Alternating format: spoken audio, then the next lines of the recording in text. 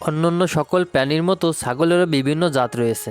ছাগলের বিভিন্ন জাতের মধ্যে তাদের শারীরিক গঠন, রং, অন্যান্য চারিত্রিক বৈশিষ্ট্যর পরিবর্তন লক্ষ্য করা যায়।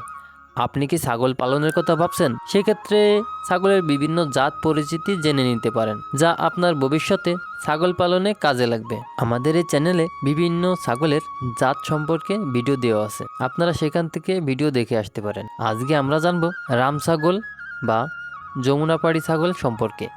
রাম ছাগল বা যমুনাপাড়ি ছাগল। রাম ছাগল আমাদের অতি পরিচিত একটি ছাগলের জাত। এই ছাগল অন্যান্য ছাগলের জাতের চেয়ে আকারে বড় হয়ে থাকে।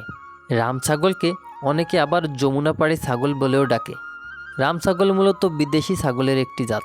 এটিকে যমুনাপাড়ি ছাগল বলার কারণ হচ্ছে এই জাতের ছাগলের আদি নিবাস ভারতের উত্তরপ্রদেশের যমুনা ও গঙ্গা মধ্যবর্তী এলাকায়। তবে রাম ছাগলকে পুরোপুরি বিদেশি ছাগলের জাতও বলা যায় না। বাংলাদেশ সীমানাবর্তী অঞ্চলেও রাম ছাগল দেখতে পাওয়া যায়। রাম ছাগল আকারে বড়, তাই মাংসের জন্য এই ছাগল পালন করা যেতে পারে। তবে রাম ছাগলের মাংস ব্ল্যাক বেঙ্গল ছাগলের মতো সুস্বাদু নয়। তবে রাম ছাগলের দুধ উৎপাদনের ক্ষমতা অনেক বেশি। একটি রাম ছাগল দৈনিক 2 থেকে 3 লিটার পর্যন্ত দুধ দিতে পারে। রাম ছাগলের দুধ সুমিষ্টর পাশাপাশি পুষ্টিগুণও সম্পন্ন, এতে ফ্যাটের পরিমাণও বেশি থাকে। রাম ছাগলের চামড়ার রং সাদা, কালো, হলুদ, বাদামিও হয়ে থাকে।